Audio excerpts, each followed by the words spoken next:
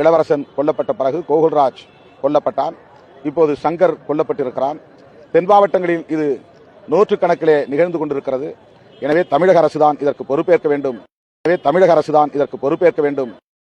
அரசு தொடர்ந்து இந்த விஷயத்துல செவிசாய்க்காம இருக்கிறதுக்கு என்ன காரணம்? அப்படி சொல்ல முடியாது. அவங்க முடிந்த வரையில் இருக்கிற சட்டங்களை பயன்படுத்தி நடவடிக்கை எடுக்கிறார்கள். உடனடியாக கவின் படுகொலையில் சம்பந்தப்பட்ட குற்றவாளிகளை கைது செய்திருக்கிறார்கள்.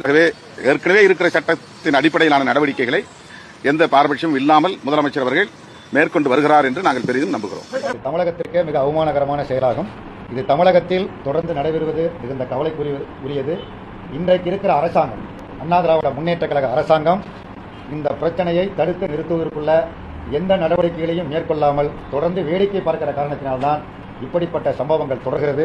அதே நேரத்தில் சட்டபூர்வமான நடவடிக்கைகள் எடுப்பதன் மூலமாக இதை தடுக்க வேண்டும் என்கிற முறையில் 3 கட்சிகளும் சேர்ந்து ஒரு கோரிக்கை விண்ணப்பத்தினை மூவரும் கையெழுத்திட்டு மாண்புமிகு முதலமைச்சரிடத்திலே கொடுத்திருக்கிறோம். அதை அவர் பரிசீலிப்பதாக தெரிவித்திருக்கிறார்கள். இதனுடைய தேவையை அரசும் உணர்ந்திருக்கிறது, முதலமைச்சரும் உணர்ந்திருக்கிறார்கள். அதை முழுமையாக அவர் செயல்படுத்த பல்வேறு பணிகளுக்கு மத்தியில் நேரம் ஒதுக்கி அதை முழுமையாக கேட்டு கோரிக்கை விண்ணப்பத்தையும் படித்திருக்கிறார்கள். சட்டம் கொண்டு வருவார்கள் என்று எதிர்பார்க்கிறோம்.